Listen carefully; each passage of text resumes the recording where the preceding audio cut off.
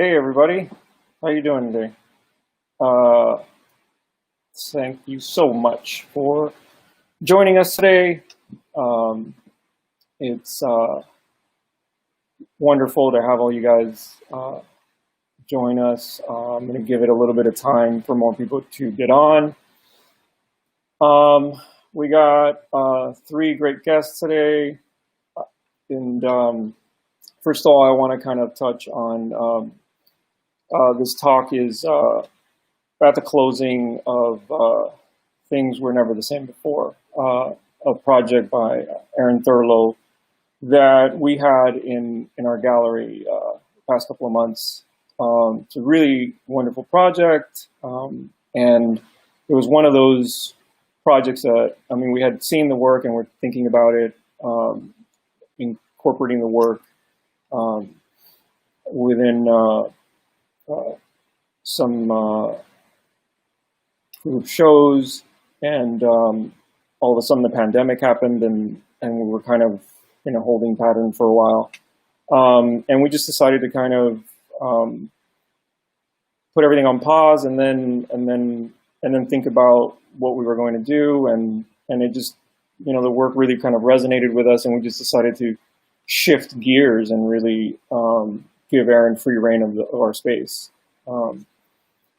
Before I introduce everybody who is joining us today, I want to just kind of thank our sponsors, the Knight Foundation, the Warhol Foundation, who are major supporters of us now, and then Ulite Arts and the state of Florida, which we got another grant from the state of Florida just recently, as well as the Miami-Dade Department of Cultural Affairs. We are really grateful for their support and keeping us going. It's been 10 years now, and the future is uncertain, but we're moving forward. So I want to, I guess, start introducing everybody. The first introduction I want to make is Erin Thurlow, which some of you may have seen us on Instagram. We did a walkthrough of his project about a week ago, I think it was. And Erin Thurlow is an artist and writer based in Miami who is currently out in Canada. He's exhibited in the United States, Canada, and Europe at the Yerba Buena Center for the Arts in San Francisco, Mercer Union in Toronto, and Smack Mellon in Brooklyn. He's received grants and other funding from the Joan Mitchell Foundation, the NEA, Ontario Arts Council, and Toronto Arts Council. He's held fellowships at several residencies, including BAM Center in Alberta and the Atlantic Center in Florida. And I want to bring Erin on board here. Hey, Erin, how you doing? Oh, I'm fine. Thank you. Thank you for having me. Sure thing. Our next guest is Meaghan Kent. And Meaghan Kent, we've collaborated with Meaghan on several occasions. Meaghan Kent is currently the curator of exhibitions at the Art and Culture Center of Hollywood, Florida. She was the founder of Site 95, which is some of the collaborative projects that we did in the past with her was through Site 95. And Site 95 is an organization that holds exhibitions in available spaces, including Locust Projects, the Abrams Center, and public outdoor spaces in Miami and New York. She was a co-founder of Paramo in Guadalajara, Mexico, and directed off-site projects at the Mixtape Room in Los Angeles, Casa Pedregal in Mexico City, and El Museo de los Pintores Osaqueños in Osaka. And I want to bring Meaghan on. Hi, Meaghan. How you doing? Oh, your microphone on? Hi. I just typically always leave it off, but yeah. Hi. We can Thanks do for that. having me. Sure. Yeah. Thanks for being with us. And then I'll just kind of sit like this. Yeah. And last but not least, I want to bring on Tom Scicluna. We worked with Tom Scicluna many times. He's in Miami-based artist. He's at recent solar shows in the design district, 30, 60 square feet in the Miami Design District. He's also had exhibitions at the Atlanta Biennial, 1,000 Tomorrows at the Atlanta Contemporary in Atlanta, 6319 Northwest 2nd Avenue at Munich Johnson in Miami. Some aesthetic decisions, centennial celebration of Marconi Fountain, NSU Art Museum, Fort Lauderdale. Climate Sync, a public art realized in conjunction with Miami-Dade Public Art in Public Places and the University of Miami School of Communications. It was also installed at ULA Arts when he had a residency there. And Tom Scicluna is also an associate professor of Florida National University. Tom, how are you doing? I'm good. Hey guys. Well, first of all, Erin, thanks for inviting me to talk. And Leyden, Francis and DV, thanks for hosting this. Well, thanks guys. I appreciate all of you being here. And I want to just,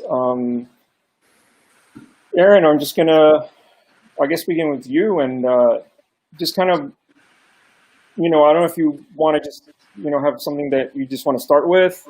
Or, I was kind of thinking of if you could walk us through just some of the thinking of just the body of work that that we showed in this past project. And I could bring up the work as you start speaking now.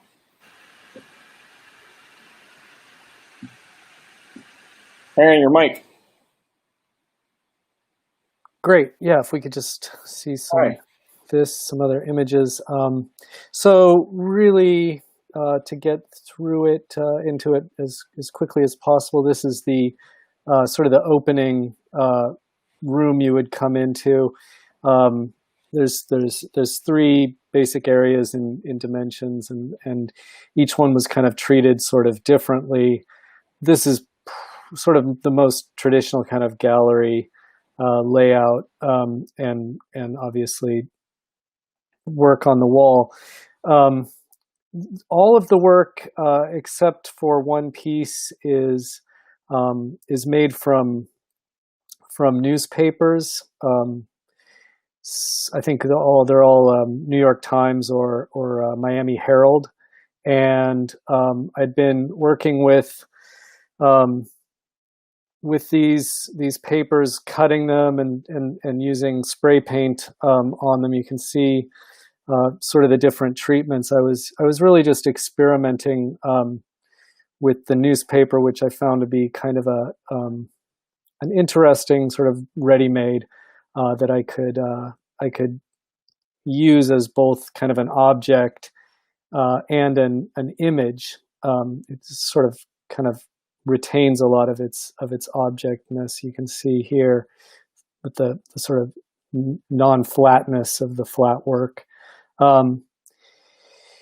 The treatments vary from piece to piece, and this work even till now remains pretty experimental for me. Just as I work on it and sort of explore different directions. Like this one here is could you go back to that? Yeah, this one here is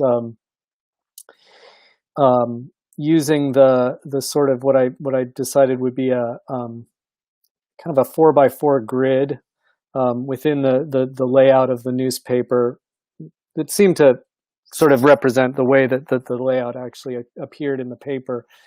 Using that to create sort of abstract designs, as you could see with the first kind of X shapes or butterfly shapes that I made. But here I've subdivided it and designed a kind of a text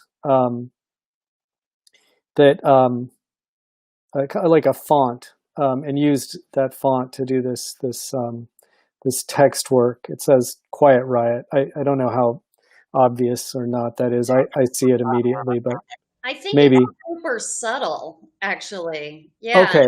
it Yeah, really is. So, yeah, and I thought it was called Quiet Riot for different reasons. So it's interesting to see it from this viewpoint, and now it's like crystal clear. And then you were talking about it was butterflies, but it's not. The butterflies are more the previous works you were doing. Yeah, and then I still do them. I mean, they kind of previous in terms of like how I kind of the order in which I started doing different things. So these were some of the really earlier forms that I was playing with, and then that sort of font grew out of that. And spray paint, and that's the other thing that I think is really interesting as well. It's harder to see in some of the image. In there, it's pretty clear. You can see the spray, the white over the black. Yeah. Yeah. I mean, I don't know if that's it's a weird. I seem to really absorb a lot of influences from my environment, and one of those things I get from Miami is a lot of spray art that's pretty ubiquitous throughout the city, and you kind of start to think of it as almost a default way of making work. And I don't know if that's always true of everywhere, but I like the kind of democracy of that. I love about how this one looks like a stencil in a way, but it's like the imagery of the newspaper, which we had talked about before. It's really great. Okay, and this close up is nice too, because I love, Erin, the decision of using the newspaper of the day every time this work is installed, and in this case you see all kinds of details of what's going on at the time. Little graphs up there of the stock market just diving. Yeah, I mean, it's interesting because, like there's this kind of specific choice, but then there's this kind of, I mean, correct me if I'm wrong, Erin, but I get a feeling that maybe there's also an element of chance as you start, removing text. So, for example, the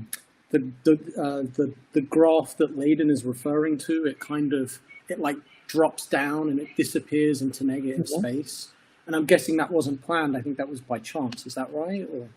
Yeah, I mean, it's chance is something that obviously you work with when you work with ready-made objects, and I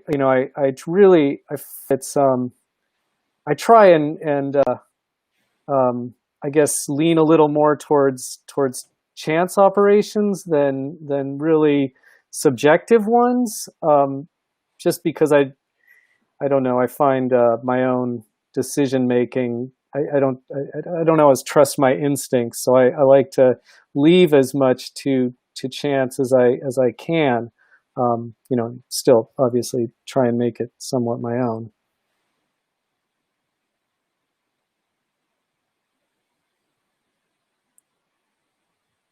Even the font, I had real rules when I was developing it. I had to use 3/4 of the space for the letter. All the letters occupy exactly 3/4 of the space of the newspaper, and then there's another quarter is the negative space around the letter. So sort of to force myself into like a really limited number of choices I could have when I was sort of designing each letter. So is this the only work that features the herald? In this um,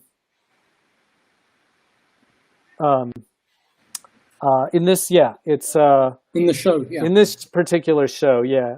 This is the only Herald piece, and I actually I prefer working with the local paper, but I worked with the Times because I was receiving the Times, and I had the Times when I was kind of starting the work and deciding what I wanted to do, and the Times is obviously sort of it's another one of those default kind of papers. You could have a paper because it's the local paper like the Herald, or the Times because it's sort of the newspaper, I guess.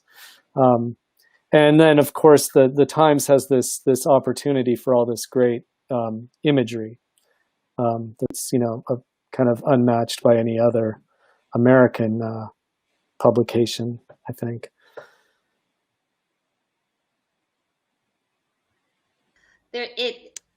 I think one of the things that had really drawn me to it was the relationships with postmodernism and appropriation, the idea of removing text from an image, that had me thinking a lot about Sarah Charlesworth. I don't know if that's something that was in your thinking. Oh yeah, totally. Yeah, Sarah Charlesworth, John Baldessari. I mean, that whole legacy, I think, is just unavoidable. It's just as one of the kind of things I'm drawing on or influenced by.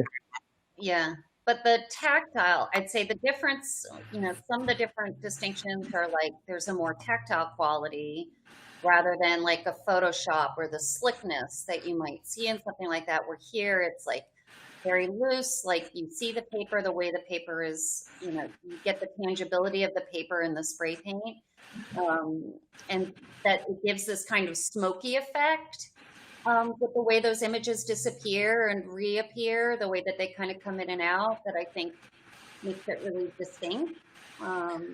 Yeah, I mean that tangibility, I think, is something that I really am drawn to, more than working digitally or photographically. I guess a lot of my sensibility is from a sort of a three-dimensional approach, and especially the more I was starting to make a list almost of objects that I felt were almost on the way out, like old telephones and newspapers or cigarettes, all these things that kind of used to have all these significations, but really don't have much of a place in the sort of popular imagination anymore. And newspapers, one of these things, I really, it's one of the reasons I wanted to work with it, just both because of its tactility and its kind of pending obsolescence as a sign almost. Well, that's funny because I saw your walkthrough last week, and there was one thing that really kind of stuck with me, and I think it was a part in the talk where you were talking, or like this idea of like conceptual art or conceptual practices, and this idea of nostalgia, right? Like, I mean, I think you actually say something along the lines of, well, we can look at that work and it's somewhat accessible now, as opposed to like in the late 60s, like that would have been very difficult work. And so this idea of conceptual art being kind of very kind of nostalgic in a way, like our perspective of it now, and the sense of the kinds of materials that you're using here, well, like specifically the newspaper, really I think speaks to that, right? I mean, you have conceptual artists who were using newspaper. I mean, I'm thinking specifically of Onkwara. But yeah, this idea of nostalgia, and then just also the kind of the materiality of conceptual art, right? Like how are ideas physically presented? How do they exist in space, right? Yeah, I think it's shifted from the way it was seen maybe 50 years ago or 40 years ago, but that same anxiety around dematerialization really, I think, is still there. I think you see it in a lot of artists who work with objects, like how do you approach object making when objects themselves seem to be kind of old-fashioned in a way, they just don't have the same kind of symbol value or something that they had, for the past, or at least it's not clear what those objects are the way it was before, like, with a book standing for knowledge, or a phone for communication, or, all these, cigar for a penis, even, it just, those symbols have kind of lost that resonance. It's kind of something that's faded, and I'm kind of interested in that space that opens up, and what would maybe come next and occupy that, but also what those things become now. And that would go for the last piece you showed, I'd say, as well. Sorry, Meaghan, the clock. Yeah.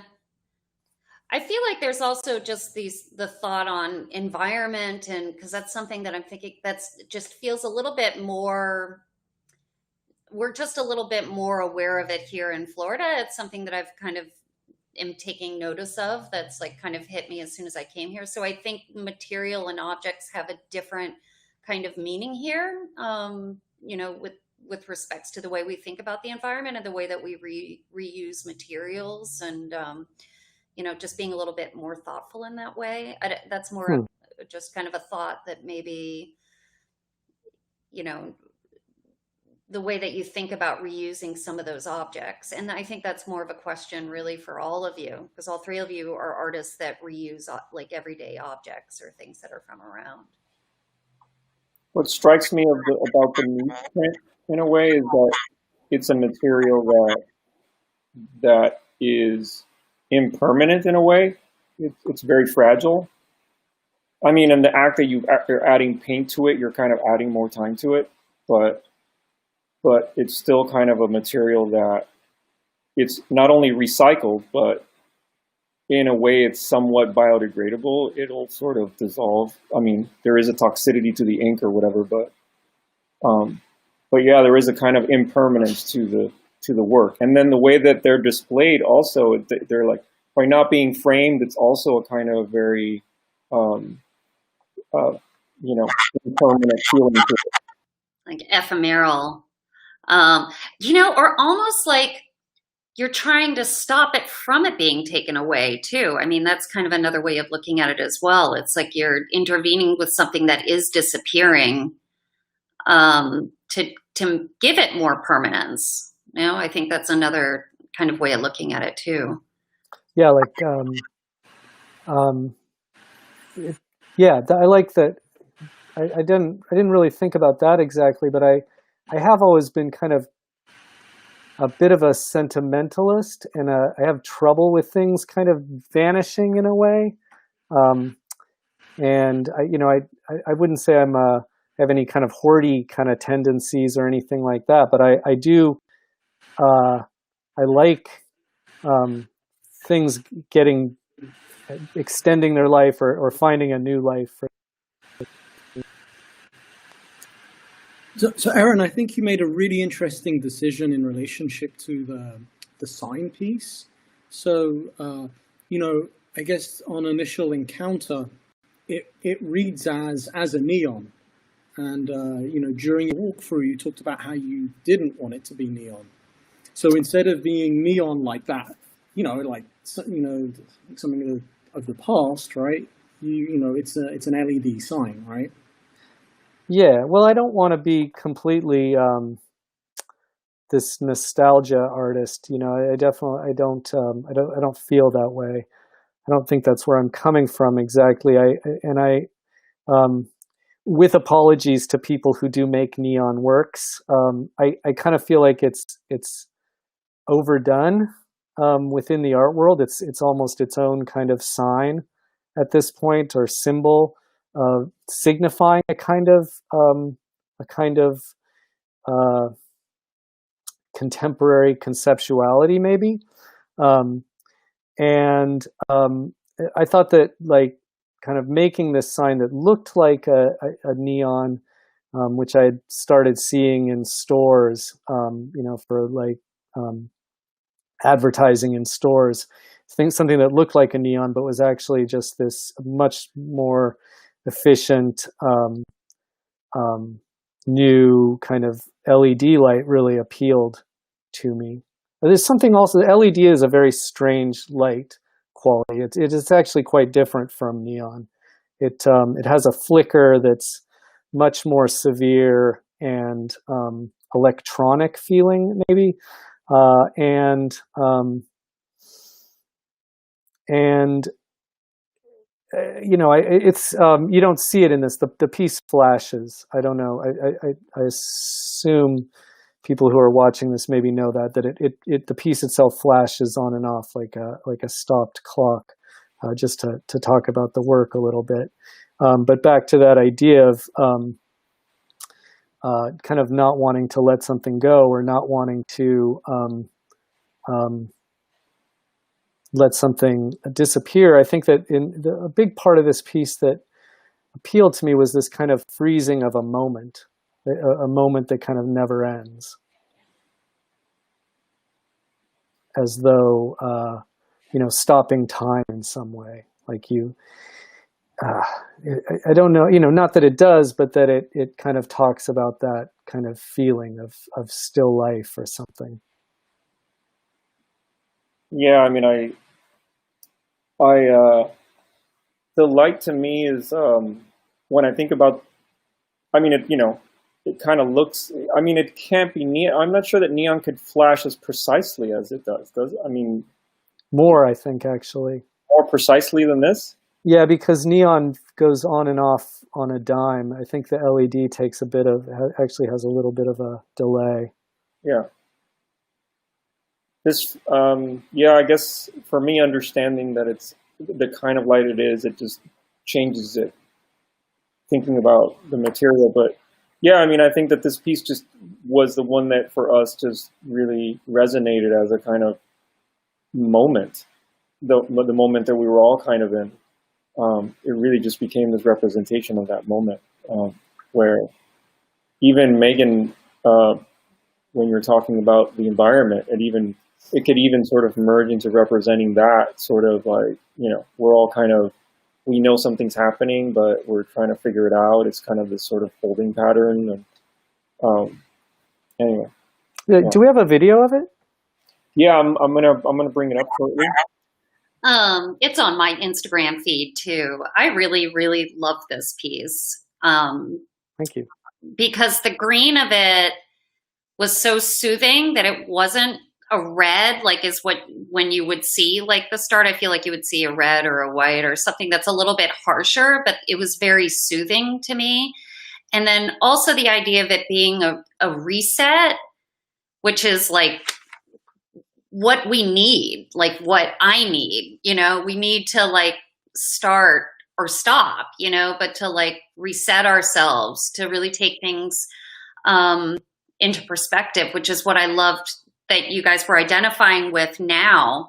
Why this piece has so much, there you go.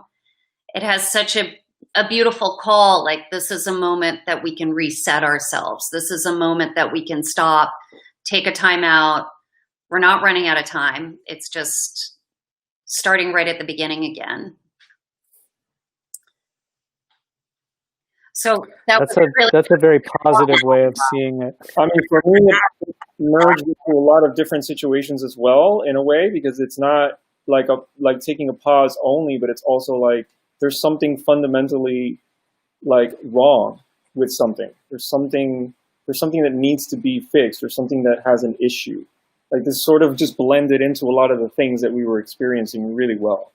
I mean, but even before all this stuff would happen was going on, when we were in the studio, it just resonated with us too. Because, and Erin, I mean, I don't know if you can speak to at least initially what you were thinking of when you were thinking about this work, and then we can kind of, address what it, at least it means to us now, which really just kind of like absorbs everything that's happening in a way. Okay. Yeah, like I said, the piece was made. The piece was made fairly recently. It was conceptualized a long time ago, and I was thinking about this idea of sort of stopped time, or a place, maybe be green light kind of envelopes the space, sort of creates a container, like you almost walk into the field of it, and it's like you're in this field of stopped time, and so that was really where it came from. I mean, it came from probably a pretty dreamlike state. I think I woke up and looked at my alarm, and it was clock, and it was the digital clock by my bed, and it was doing this, and I started having these thoughts, and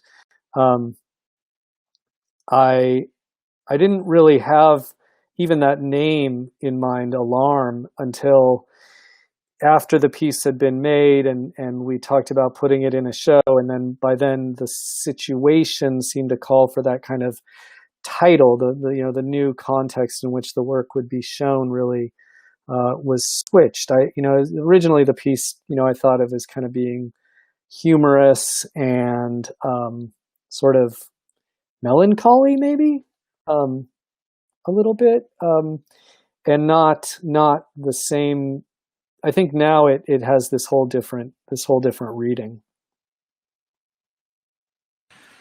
That was one of my thoughts that I had been thinking about, and again, I think this really fits to everybody, is how the meaning of the piece changes, in different contexts, and how fascinating it is that this piece was something else, that was something that was by your bed, and then inspired from that situation, and then now, the way that Leyden and Francis were really drawn to it, and the way that we look at it, and even the comments that I'm seeing on the side here, how these different meanings kind of come into play.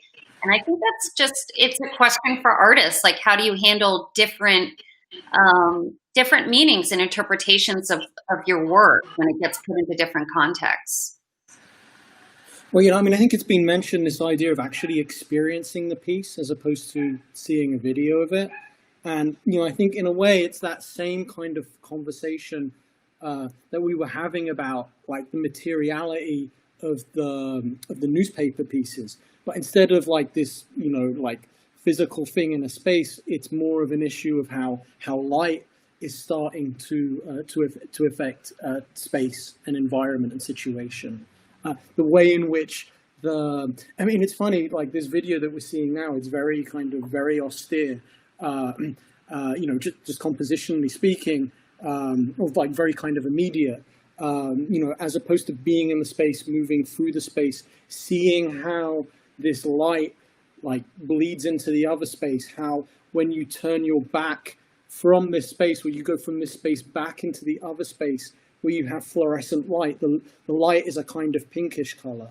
Like, I think there's, this kind of this sense of immediacy, which is, I think in conversation with that sense of materiality we were talking about earlier. There's a lot of issues here, I think, around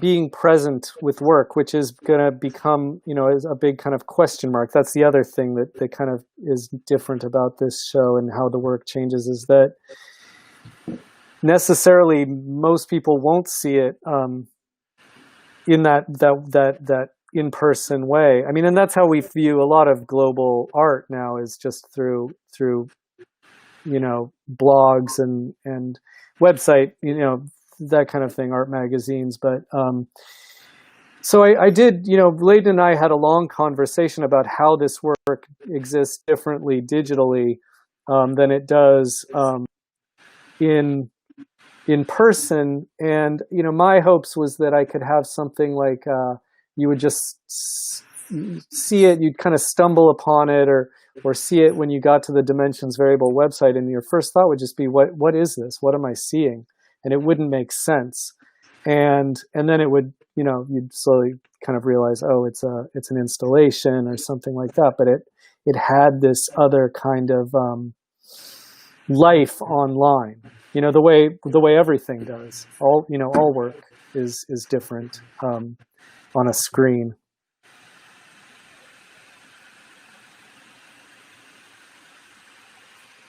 Yeah, I hope that we presentation, like because the first room you see are the pieces from Quiet Riot, and so you're just getting this kind of very slow take, but that green does flood through, and you don't know what it is, and it is very alluring. And so I think that does definitely take a very different kind of context than seeing it just like this. We've been having a lot of and even looking at it online, because I think you guys did a very lovely job doing a 360 where you can make step through and actually see the exhibition. Although you can't see the video, though. You can't see it. But I mean, what I feel, and I've been having a lot of conversations about the real experience versus the virtual experience versus the TV experience and all of these sorts of scenarios. And I mean, it's just such a different experience in person, as Tom was describing. And we all know experiences are obviously very different and just incredible to experience something when you're there. But I feel like I don't like to diminish the other experience, which I feel like, this work was like the launch of our digital gallery in a way. And it was just kind of like, how can this work in digital space? How can it engage somehow? Which is kind of hilarious because it's a digital clock, right? Yeah, exactly. So, and I feel like so much of even net art is like, oh, let's go to a museum to look at a screen, and it's like, well, but what about infiltrating the actual spaces? And so I was really interested in how this would sort of exist. And then it was like, we hadn't done anything for, 3 months, no announcements. Everybody was sort of on hold. So for us, it became this kind of beacon in a way of I remember it was just like, we started to live stream it and then it went up everywhere. And it was just like, no explanation. It was just this thing flashing. And it was just so great to not have any information with it. It was just kind of this conceptual work that went out into the world, and people were just sort of confused by it. And the live streams were like, it was like, all right, this is happening again. What's going on? So it was this kind of like, it's broken, it's being reset, what's happening, confusion. It was really cool to kind of see how, and then standing with it in person. And Tom, what you were describing, obviously the pinkish tone that happens to your eyes when you're kind of like on the off mode, or how the work affects the other work, the Zuckerberg newsprint piece that's right next to it, And then it makes me think of also how Creed's like lights turning on and off affects the work in the space when the lights were just, the entire light in the museum is turning on and off. But yeah, it was important to kind of have the experience be different in digital space and how that would work. It was really it was fun installing the show. It'd been a long time since I'd done a full installation like that, especially with the whole space, and I was really excited about that. But yeah, thinking about how it goes with some of the other works in the show, especially the ones right outside the room where it's these kind of little vignettes that I've kind of created. within the newspaper, and that those kind of appear in this kind of staccato rhythm across the wall. That kind of, then you see this, and it kind of echoes that, I guess. It was, I didn't realize how much this piece went with those pieces until I was able to do that. But now it seems like of a piece, I guess, in a way, that I hadn't thought about it before.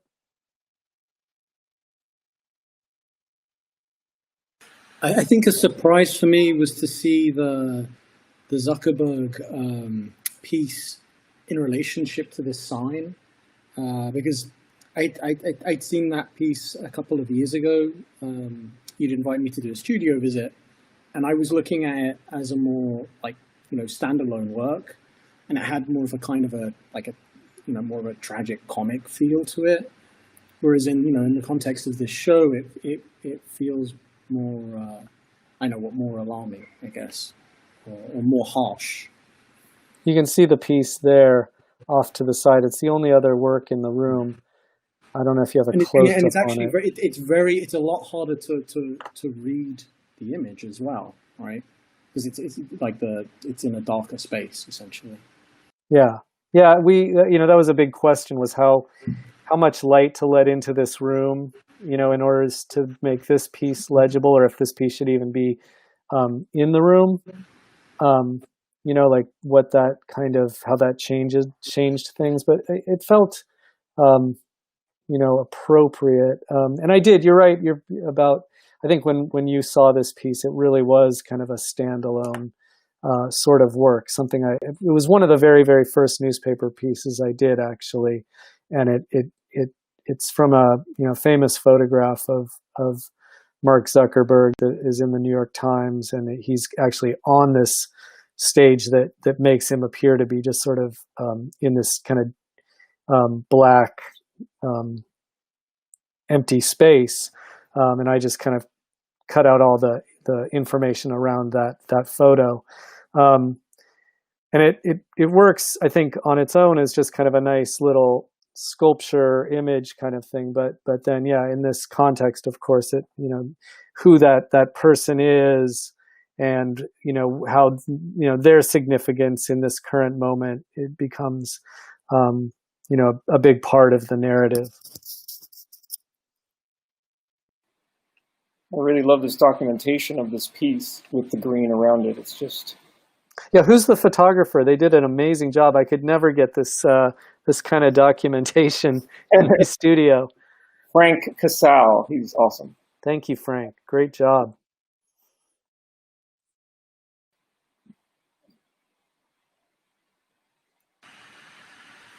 So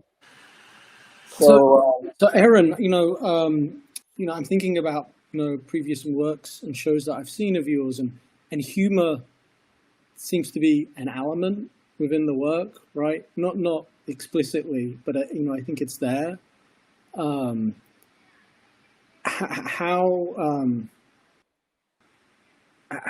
do you? How do you see this show in relationship to humor, right? And maybe that's not the right type of question, right? But in your in the walkthrough the other day, you talked about this of I know, conceptual straight man or something, right?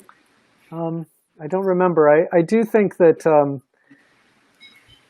there's maybe a switch that kind of happens when it's contextual, but it's also, it's just in my own mood, where I think a lot of the comedy has been almost replaced by a sort of horror or terror in a way. It's all become so existentially fraught at the moment. So, literally existential. So yeah, humor takes on a different significance at that point. It's very dark humor, I guess. But yeah, the work, anything that has Mark Zuckerberg in it has this kind of automatic, like, Charlie Brown quality to it, right? Or a digital clock that's actually a sign just flashing on and off. It's such a stupid kind of dumb humor that this is where the stuff comes from. There's a piece that's in the very beginning of the show that's just these two kind of popping out eyeballs that are actually a robot from a photograph of a robot, a real robot. That I put in the show kind of as a last minute thing to be a little bit like, just kidding, really, try and lighten the mood a little bit, but that, that's like an impossible thing to do in the moment that you were at. So that's quite interesting. It's funny now that you guys bring up the comedy of it, because it's just like very, very in such a somber time. A little bit of a tangent, but I was thinking of Quiet Riot in the sense like that I've been listening to this podcast called Wind of Change. I don't know if any of you have heard of it, but it's about the CIA involvement in writing the Scorpions song Wind of Change. And so it's fantastic. And so it just made me think of that, like how we can look at popular culture, and then there's this like very subversive side to it, that there is that like dark mystery to it or conspiracy to it that you can't help, like with the newspapers, that there is that kind of, or like in that movie A Brilliant Mind, the compulsiveness of kind of looking at all of that is just very beautiful, but also dark, like a little bit dark. Yeah. I threw a lot at you, but Wind of Change was really good. Yeah, it's funny. I love that phrase "Quiet Riot," and it's a band I only kind of have a sort of vague memory of. I actually think I saw them, to be totally honest, but with somebody else. I don't know them at all. But I think they were kind of a one-hit wonder. I think they had maybe a few other songs, but I don't. There's almost no other connection besides the fact that I just keep going back to this idea of the ready-made, and that was a nice. I'd never liked their name before, and I actually kind of love but now I kind of love it, not for them. I love it for both reasons, but I think it's like, and that it's a quiet riot. I mean, there's some.